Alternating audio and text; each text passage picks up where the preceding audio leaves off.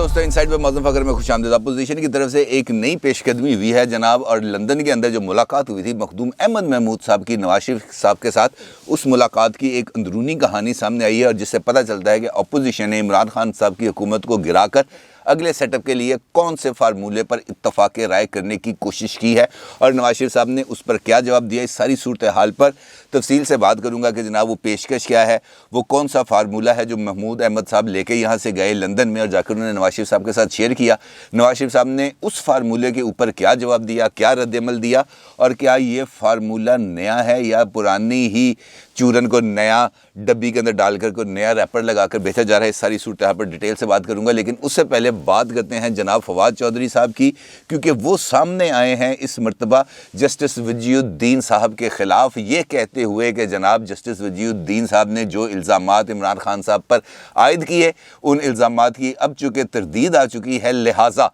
Justice Waziuddin साहब के ख़िलाफ़ हित्तक इज़्ज़त का दावा दायर किया जाएगा। और साथ साथ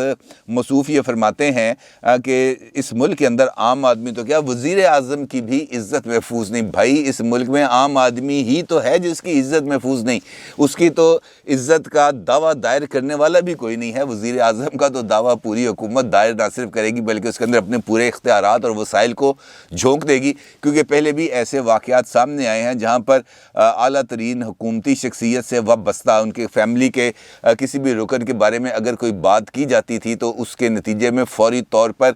FIA भी एक्टिव हो जाती है, NAB भी एक्टिव हो जाती है, सोशल मीडिया भी एक्टिव हो जाता है, और उसके बाद ऐसी तैसी फेरना शुरू कर देते हैं। लेकिन जब ये ख़ुद बैठकर लोगों के ख़ानदान के हवाले से, लोगों के रहन सहन के हवाले से, उठने बैठने के हवाले से बातें करते हैं, तनकीद करते हैं, उसका मजाक उड़ाते हैं, उस वक़्त उनको इस सारी सूरत हाल का कोई एहसास नहीं होता। दूसरी जानिब जस्टिस वजी साहब भी खम ठोंक कर मैदान में खड़े हैं, और वो अपने मामलात से, अपने इल्ज़ामात से किसी भी सूरत पीछे हटने के लिए तैयार नहीं। आज दिलचस्प बात यह है कि हुकूमती इत्तेहादी MQM के साथ वो मिलने गए, MQM वालों के साथ बैठकर खड़े होकर उन्होंने मुश्तरका प्रेस कॉन्फ्रेंस की। खालिद मकबूल सिद्दीकी साहब के बिल्कुल साथ खड़े होकर उन्होंने इमरान खान साहब की आज फिर अच्छी खासी खचाई कर दी, और ये कह दिया कि जनाब ये वाले जो पैसे आते हैं, इन पैसों की कोई लिखत पढ़त नहीं होती, इनकी कोई अकाउंट्स बुक्स के अंदर एंट्री नहीं होती, इनका कोई डेबिट क्रेडिट नहीं होता, ये कोई चेक्स के ज़रिए ट्रांजैक्शन नहीं होती, ये तमाम चीज़ें मावरा अकाउंट्स होती हैं। ये बाहर से आते हैं पैसे और बाहर से चले जाते हैं, इसका कोई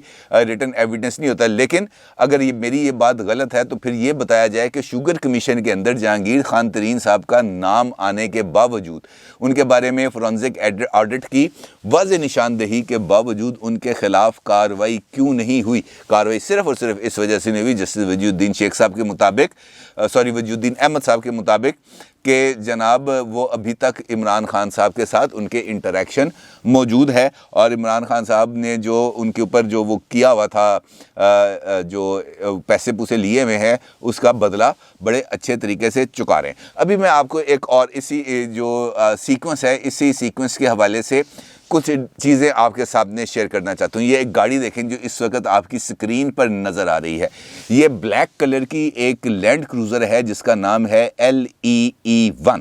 और इसके साथ साथ ये दूसरा डॉक्यूमेंट है जो इस वक्त आपकी स्क्रीन पर नज़र आ रहा है। ये है इस गाड़ी का इंपोर्ट के हवाले से जो डॉक्यूमेंट है, वो आपकी स्क्रीन पर इस वक्त नज़र आ रहा है। और मैं आपको मज़े की बात ये बताऊँ कि ये गाड़ी आई है 2011 में, और दिलचस्प बात यह है कि 19 दिसंबर 2011 के अंदर जहांगीर खान तरीन साहब ने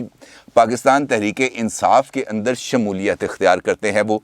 और 20 दिसंबर को मुत्तहिदा अरब अमारात से ये ब्लैक कलर की 0 मीटर लैंड क्रूज़र पाकिस्तान बुलाई जाती है, पाकिस्तान पहुंच जाती है, और 21 दिसंबर को ये वाली गाड़ी इमरान खान साहब के हवाले कर दी जाती है, और ये गाड़ी आज तक इमरान खान साहब के पास मौजूद है और बनी गाला में मौजूद है। और लोग ये कहते हैं बनी गाला में कि इमरान खान साहब ने जब उनके जहांगीर खान तरीन साहब के साथ इख्तलाफात हुए तो उन्होंने ये गाड़ी कहा, जहांगीर तरीन साहब से एक पैगाम भिजवाया कि जनाब ये गाड़ी आपकी है, आप ये गाड़ी वापस ले जाएं, लेकिन अभी तक जहांगीर साहब ने ये गाड़ी वापस नहीं ली। अब जहाँ पर मामलात इस किस्म के आ जाएं, और उसके बाद हमने देखा मुकम्मल तौर पर अगर लाहौर आएंगे तो अलीम खान साहब की ब्लैक कलर की V8 गाड़ी जो बुलेट प्रूफ है, इमरान खान साहब के ज़ेर इस्तेमाल रहती है, اور وہ انتخابی مہم پہ جائیں تو جہانگیر خان ترین صاحب کا جیٹ ان کے ساتھ ہوتا ہے. اگر وہ انتخابی مہم پہ جیٹ پہ نہ جا سکے تو JWD کمپنی کا ہی جو ہیلی کاپٹر ہے بلیک اینڈ وائٹ کمبینیشن کا, اس کے اوپر عمران خان صاحب سفر کرتے ہیں. اور دلچسپ بات یہ ہے کہ ایک دوست نے مجھے بتایا کہ کچھ عرصے پہلے ایک تصویر فیس بک پر اپلوڈ کی گئی تھی, اور اس تصویر کے اندر عمران خان صاحب, جہانگیر ترین صاحب اور علیم خان صاحب اس جگہ کھڑے تھے لاہور کے اندر جہاں پہ عمران خان صاحب کی پرانی رہائش گاہ ہے, یعنی زمان پارک کے اندر. اور وہ زمان پارک کا وہ جو پرانا گھر تھا وہ اس وقت وہ ان کو دکھا رہے تھے, اور نیچے جو کیپشن لگا ہوا تھا اس تصویر کا کہ اب دیکھ لیں یہ گھر بھی بہت جلد محل میں تبدیل ہو جائے گا. اور ایسا ہی ہوا, اس گھر کی آج جو شکل و شباہت ہے وہ مکمل طور پر تبدیل ہو چکی ہے. اور مجھے یہ لگ رہا ہے کہ وہ جو فیس بک کے اوپر جس دوست نے وہ تصویر شیئر کی تھی اس کا جو اس وقت جو خیال تھا وہ مکمل طور پر درست ثابت ہوا. یہ کہنا کہ عمران خان صاحب نے کسی بھی طریقے سے جہانگیر خان ترین صاحب سے کوئی فائنینشیل اسسٹنس نہیں لی یا کسی بھی حوالے سے کوئی اسسٹنس نہیں لی, یہ بالکل غلط ہے. کیونکہ جہانگیر ترین صاحب نے ان واقعات سے الگ ہونے کے حوالے سے جو ٹویٹ کیا ہے, اس ٹویٹ کے اندر بھی انہوں نے یہ بات مینشن کی ہے کہ میں نے اپنی پارٹی کو, پاکستان تحریک انصاف کو, جب میں اس کے اندر بہت زیادہ ایکٹیو تھا تو اس کو اوپر اٹھانے کے لیے اپنے تمام تر صلاحیتیں اور وسائل صرف کیے. لیکن یہ بات غلط ہے کہ میں نے عمران خان کے کچن کو چلانے کے لیے پیسے دیے. البتہ وہ جو وسائل ہیں اس سے تو انکار ممکن ہی نہیں ہے, کیونکہ جہانگیر ترین صاحب کا جیٹ, جہانگیر ترین صاحب کی گاڑی, جہانگیر ترین صاحب کا ہیلی کاپٹر, یہ سب کچھ تو استعمال ہوا ہے. اور کیا PTI نے اس کے اگینسٹ جہانگیر ترین صاحب کو کبھی کوئی پٹرول کا خرچہ ہی دیا کہ جناب یہ میں لاہور سے آپ کے جہاز پہ بیٹھا تھا اور میں آیا ہوں پنڈی پہنچا ہوں یا جیلم پہنچا ہوں یا کسی اور جگہ پہنچا ہوں, تو اس کا جو فیول کے ایکسپنسز ہیں وہ PTI اپنی جو فنڈ ہے اس میں سے ادا کرے گی. اور اگر ایسا ہے تو اس کا جواب یقینی طور پر نہیں ہے, کیونکہ PTI نے جو اپنی آڈٹ رپورٹس جمع کرائی ہیں الیکشن کمیشن آف پاکستان کے اندر, وہاں پر اس قسم کے کوئی اخراجات نظر نہیں آتے. تو اس کا مطلب یہ ہے کہ جسٹس وجیہ الدین صاحب کے جو الزامات ہیں ان کے اندر یقینی طور پر کہیں نہ کہیں کوئی نہ کوئی صداقت موجود ہے. اور حتیٰ کہ عزت کا نوٹس سرو ہونے کے بعد کوئی اتنا زیادہ اس پہ فرق نہیں پڑے گا, کیونکہ یہ جو ڈاکومنٹ ایویڈنس جو میں نے آپ کو دکھایا ہے, جو آپ کی اسکرین پہ آپ کو نظر آ رہا ہے, یہ وہ جو امپورٹ ڈاکومنٹ ہے, یہ بڑی کلیئرٹی کے ساتھ پوری جو سٹوری ہے وہ سنا رہا ہے. وہ جو گاڑی جو میں نے آپ کو دکھائی, وہ گاڑی بھی بڑے واضح طور پر بتا رہی ہے کہ یہ گاڑی کس کی ہے, کس کی ملکیت ہے, کس نے امپورٹ کی, اور اس کے بعد یہ گاڑی کب تک اور کہاں تک استعمال ہوتی رہی. تو کیا اس گاڑی کے اندر جو فیول ڈلتا تھا وہ فیول کون ڈلواتا تھا, کہاں سے آتا تھا؟ وہ کوئی راتوں رات کو جنات تھا کہ اس گاڑی کے فیول بھر جاتے تھے؟ نہیں, ایسا نہیں ہے. عمران خان صاحب کو بھی چاہیے کہ کچھ حقیقتیں ہیں ان کو تسلیم کریں کہ جہانگیر ترین صاحب نے ان کی ہر طرح سے معاونت کی ہے, اور اس معاونت کو, دوستانہ معاونت اگر بھی ہم کہیں تو اس معاونت کو تسلیم کرنا بڑا پن کا ثبوت ہوگا. اور اگر اس کو تسلیم نہ کیا جائے تو یہ یقینی طور پر ایک چھوٹا پن ہی ہے, اور چھوٹے پن کا مظاہرہ اتنی حد تک اتنا زیادہ آگے بڑھ کر نہیں کرنا چاہیے. دوسری ایک اور چیز ہے, آج فواد چودھری صاحب کی جو ایک خبر میری نظر سے گزری, اس کا ایک اسکرین شاٹ اس وقت آپ اپنی اسکرین پر بھی دیکھ سکتے ہیں.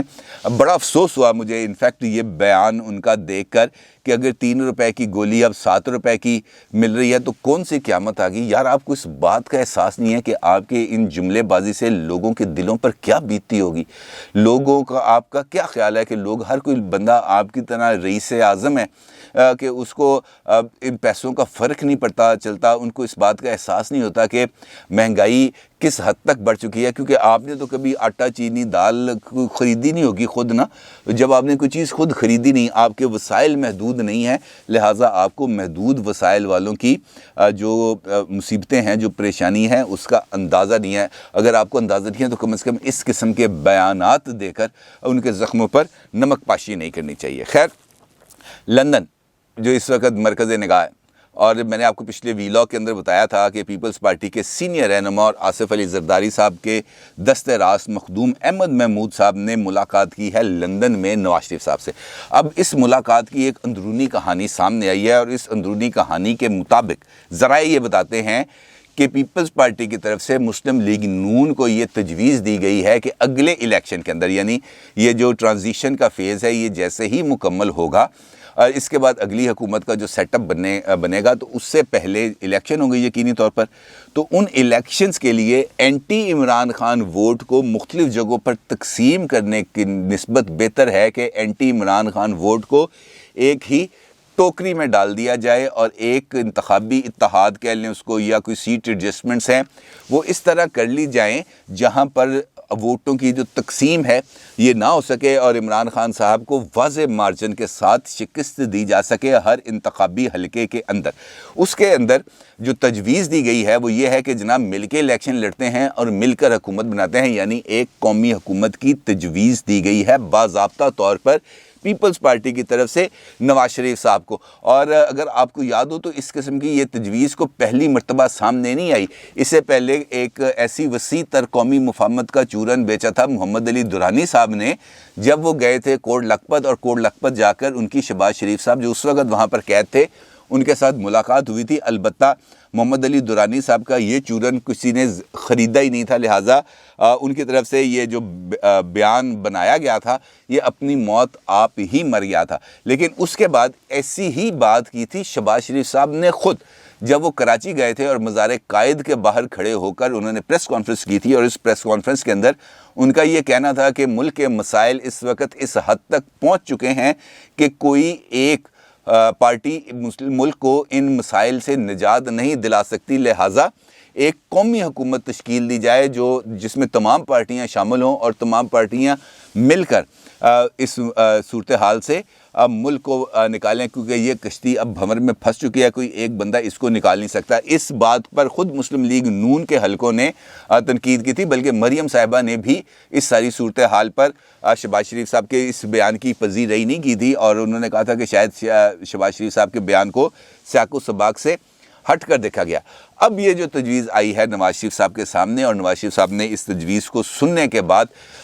جو پیغام دیا وہ یہ تھا, جو جواب تھا ان کا, کہ جناب اس وقت پاکستان کی تاریخ میں پہلی مرتبہ ہے کہ ووٹ کو عزت دو کا جو بیانیہ ہے یہ اس وقت لوگوں کے اندر رچ بس گیا ہے. اور اگر آپ والی بات ہے, اگر آپ والی بات یقینی طور پر درست ہے کہ اینٹی عمران ووٹ کو ہمیں تقسیم نہیں کرنا چاہیے, ہمیں اس کو ایک جگہ پر لانا چاہیے, تو کم از کم پنجاب کی حد تک تو اس بات کی یقین دہانی میں آپ کو کراتا ہوں کہ وہاں پر اس وقت مسلم لیگ نون کو کوئی روکنے والا نہیں ہے. کیونکہ اگر صرف میں اس فہرست کی منظوری دے دوں جو میرے سامنے آئی ہے تو آپ دیکھیے گا کہ کل ہی پی ٹی آئی کے بینچز پر بیٹھے ہوئے 30 اراکین اسمبلی اپوزیشن کے ساتھ آ کر بیٹھ جائیں گے, اور وہ عمران خان صاحب کے خلاف تحریک عدم اعتماد کے لیے ووٹ بھی دیں گے. اور ایسی صورتحال کے اندر کم از کم پنجاب کے اندر جو سیٹ ایڈجسٹمنٹس ہیں اس کا کوئی چانس نہیں بنتا. ہاں یہ تو بات درست ہے کہ مجھے اس وقت مسلم لیگ نون بڑی کلیئرٹی کے ساتھ الیکشن لڑتی اور الیکشن جیتی ہوئی نظر آ رہی ہے, نواز شریف صاحب کا یہ کہنا تھا. اب جب ایک چیز مجھے کلیئرٹی کے ساتھ نظر آ رہی ہے تو مجھے یہ بتائیں کہ مجھے کیا ضرورت ہے بارگین کرنے کی. اگر مجھے بارگین کرنے کی ضرورت ہے تو میں انتخابی اتحاد جو بنانا ہے تو میں پی ڈی ایم کی جماعتوں کے ساتھ مل کے کیوں نہ انتخابی اتحاد بتاؤں. پنجاب کے اندر میں اپنی جو سبقت ہے وہ برقرار رکھوں گا. کے پی کے اندر اور بلوچستان کے اندر جے یو آئی ایف اور مینگل صاحب کے ساتھ مل کر اور باقی جو کانفرنس جماعتیں ہیں ان کے ساتھ مل کر ہم کچھ سیٹیں نکال سکتے ہیں, اور یہ سیٹوں کی تعداد اتنی ہوگی کہ ہم بڑے آرام سے سمپل میجورٹی لے کے جا سکتے ہیں نیشنل اسمبلی کے اندر. اور جب ہم وہاں پر نیشنل اسمبلی کے اندر موجود ہوں گے تو بے شمار چھوٹی پارٹیز جو ہیں وہ ہمارے ساتھ خود بخود آ کر ملنے کو تیار ہوں گی, اور اس کے بعد ہم یہ دیکھیں گے کہ ہم نے اپنی جو حکومت ہے اس کے اندر دیگر پارٹیز کو شامل کرنے کی دعوت دینی ہے یا نہیں. البتہ یہ ضرور ہے کہ کچھ ایسے حلقے جہاں پر جو مارجن ہے اپوزیشن جماعتوں کا وہ زیادہ ہو جاتا ہے عمران خان صاحب کی جماعت کی نسبت, تو ان چند حلقوں کے اندر سیٹ ایڈجسٹمنٹس کے حوالے سے ہم لوکلی سطح پر کوئی ایسا ارینجمنٹ کر سکتے ہیں, لیکن باضابطہ طور پر ایسا نہیں ہو سکتا. یعنی نواز شریف صاحب کی طرف سے اس فارمولے کی کچھ زیادہ پذیرائی نہیں ہو سکی اور ان کو خالی ہاتھ ہی واپس آنا پڑا, کیونکہ مخدوم احمد محمود صاحب یہ کہتے تھے کہ جناب جنوبی پنجاب کے اندر ہم جہانگیر ترین صاحب اور پیپلز پارٹی دونوں مل کر ایک اچھا خاصا نمبر حاصل کر سکتے ہیں, اور وہاں پر آپ ہمیں سپورٹ کریں اور سینٹرل پنجاب کے اندر ہم آپ کو سپورٹ ایکسٹینڈ کریں گے. اور مطلب یہ تھا کہ پیپلز پارٹی اپنے نمبرز پورے کر لے, جو ان کا ٹارگٹ ہے 25-30 سیٹوں کا, وہ پنجاب کے اندر وہ نکال لیں, اور اس کے بعد وہ آرام سے سینٹر کے اندر حکومت بنائیں گے. پھر کون سی سادہ اکثریت, پھر کون سی قومی حکومت, پھر کون سی نیشنل گورنمنٹ, یہ سارا کچھ خواب و خیال کے اندر ہو جائے گا. لیکن یہ چورن نواز شریف صاحب کے سامنے نہیں بکا. یعنی یہ جو فارمولہ کافی عرصے سے چل رہا تھا, شاید اسٹیبلشمنٹ کی طرف سے آیا تھا, تو یہاں پر بھی اسٹیبلشمنٹ کو نواز شریف صاحب کی طرف سے صاف چٹا جواب مل گیا. اپنی رائے کا ضرور اظہار کیجیے گا. آپ کا بہت شکریہ. اللہ حافظ.